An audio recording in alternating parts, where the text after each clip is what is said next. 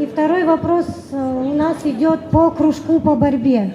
Спортсмены, ребята маленькие, закрывают кружки с 1 числа. Вам просьба, чтобы кружок не закрывали. Там более 100 ребят, у которых нет возможности оплачиваемой ходить на борьбу.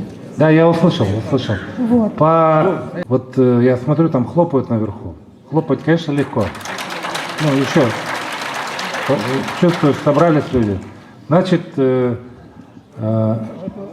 прошлом году на артспорт область выделяла 2 миллиарда тенге. В этом году область выделила 9 миллиардов тенге. При том, что у нас воды нет, дорог нет, канализации нет, много чего не хватает, да? Но мы все равно нашли 9 миллиардов тенге, мы выделили. Мы до конца не знаем точно, кто каких детей там обучает, потому что мы не видим до сих пор область. Мы область, и управление спорта, управление культуры точно и сказать не могут, сколько детей и чему обучились, и какой там результат, да? Хорошо, мы выделили, раз такая госпрограмма есть, но бюджет области, он не резиновый. Я вам уже много раз говорил, мы будем, наверное, финансировать, но по мере роста доходов. Сколько есть доходов, столько дадим пропорционально с тем, что у нас есть. Не надо рассчитывать, что мы 20 миллиардов дадим. За 20 миллиардов я вот эти все вокруг в вашем Ембекши-Казахском районе лучше порядок приведу садоводческие товарищества, чтобы они жили, воду чистую пили, чтобы дороги, свет у них был. Еще успеют 3 школы построить. Кто-то, может, на скрипке не поиграет. Да? Кто-то на скрипке не поиграет. Я тебя знаю, руки поднял. Я тебя видел. Ты все время ездишь, где у меня встречи. Вы. Хорошо, я вас поздравляю. Да, это дети. У вас приоритеты научить детей великому, хорошему, доброму. У нас есть приоритеты людям кушать, чистую воду пить, жилье, здравоохранение, образование просто базовое. Вы же сколько приспособленных зданий? Вы шубу на себя тянете просто.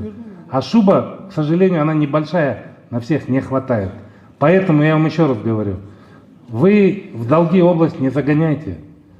В этот раз просто получилось так, что деньги за счет игорного бизнеса в Капчагае упала большая сумма за счет игорного бизнеса. И мы с Капчагая взяли в областной бюджет, и часть вам денег 8 или 4,5, 4,6 миллиардов дали. Те, которые у вас были долги.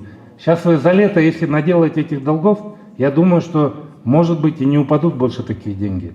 В планируемом бюджете их нет. Поэтому будьте осторожны и людей не обманите, ни своих учителей, которые на вас работают, ни детей, которые у вас занимаются.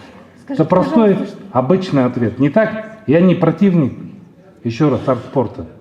Я за, но все должно быть по деньгам делаться. Любая государственная программа должна быть по деньгам.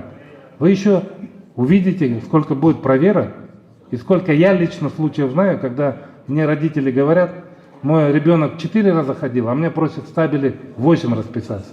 Мне лично рассказывают об этом. Мне лично звонят из других регионов знакомые люди. Может, я артспортом займусь, она зубной техник, а хочет другому учить. Понимаю, это бизнес-инициатива, но просто не будьте наивными. Завтра все равно за каждый тенге бюджетный будет спрос. И вот этим общим хайпом под руководством кого-то напугать, это дети, вы такие плохие чиновники, злые. Я вам говорю, да, мы чиновники, но есть приоритеты и здравоохранение, и жилье, и питьевая вода, и просто базовое обучение людей. Я же вам сказал, более 200 школ приспособленных у нас в области. 53 школы, трехсменные, дети просто базовое образование тяжело им получать. У нас 38 только здесь педагогов не хватает, которым надо квартиры купить, подъемные дать и так далее. А вы просто хотите, думаете, хлопанием и криками возьмете. Меня не возьмете. Будут деньги, дадим. Не будут деньги, не дадим. Точка. Все. Господин Акин, что надо Даже сделать, повторяться не буду на эту тему. что надо сделать, чтобы кружок остался?